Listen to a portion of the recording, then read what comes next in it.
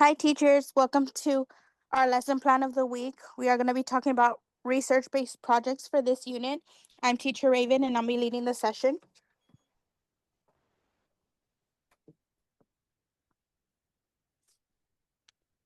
So why you should use research-based projects?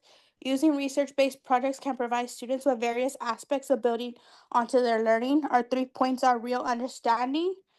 When students conduct research, they delve into various sources, compare ideas, and synthesize the information to gain their own understanding.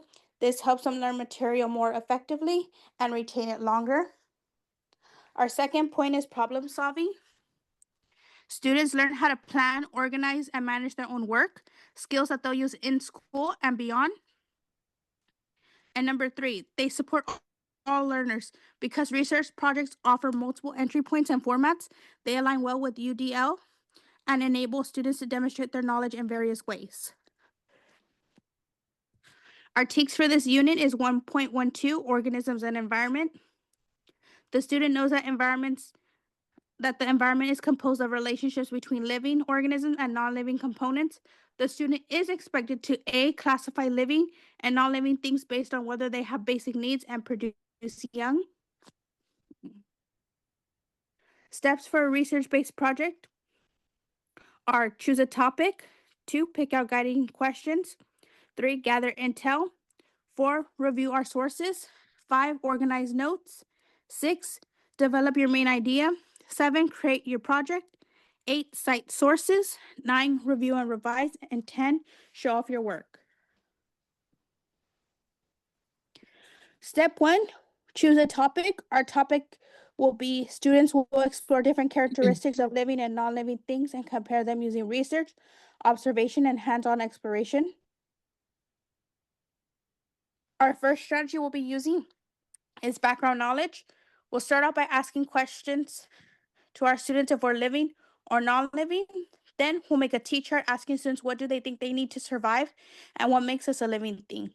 Students should respond with examples such as food, water, shelter, and air. They can draw some examples of non-living things and ask students, does it need water? Does it grow? Does it move? These will help them analyze before making a decision. Step 2 is our guiding questions. Students will describe how they will find the answers to their guiding questions. They should be able to tell you, does it breathe? Does it need food or water? Does it grow and change? Does it move on their own? And can it reproduce? You can ask the class if they're living or non-living, ask students if their pets at home are living or non-living, and ask students what they to identify what they need to in order to survive.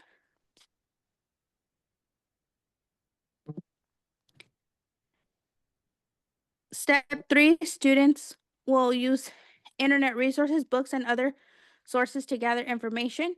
Our introduction video for engagement is Living and Non-Living Things, provided by Sesame Street.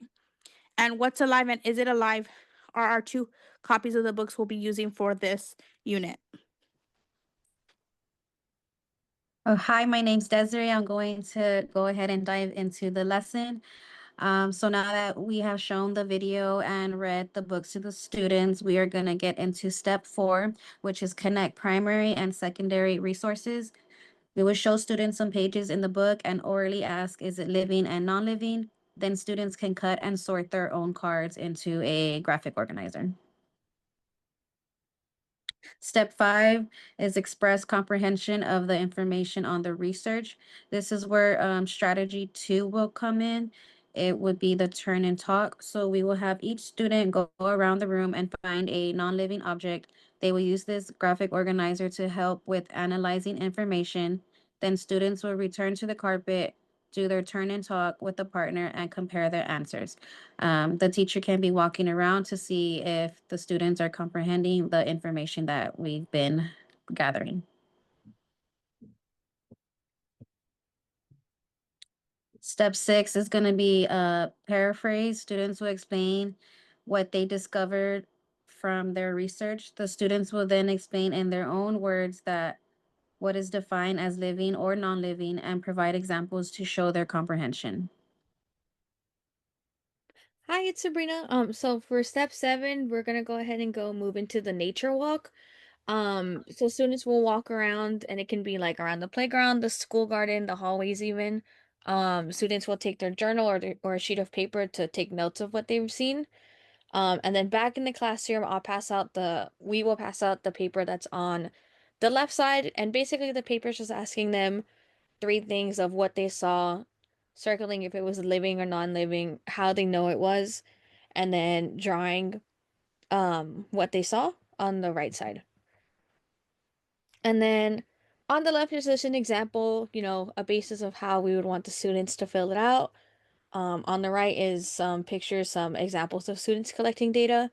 And then it's strategy number three. We're going to be synthesizing media with text. Students will use a graphic organizer to synthesize information from a related text. On step 10, the students will go ahead and return back to the classroom and they will show their work. So students will draw a picture in their morning journal of one non-living and one living thing and tell the teacher how they can tell. So for the alternative, we're going to go ahead and have the class watch a plant grow. On the left is kind of like guiding questions for a booklet that the students will fill out over the next few weeks.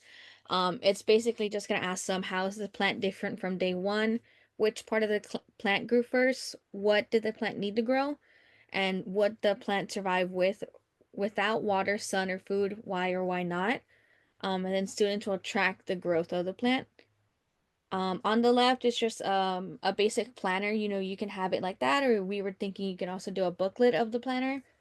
And then towards the end, towards the middle of the couple of weeks that we're watching the plant grow, we'll go ahead and just keep asking them the same questions on the right side. Yeah, so that was our presentation. Hopefully it helps out a lot. Thank you. Thank you.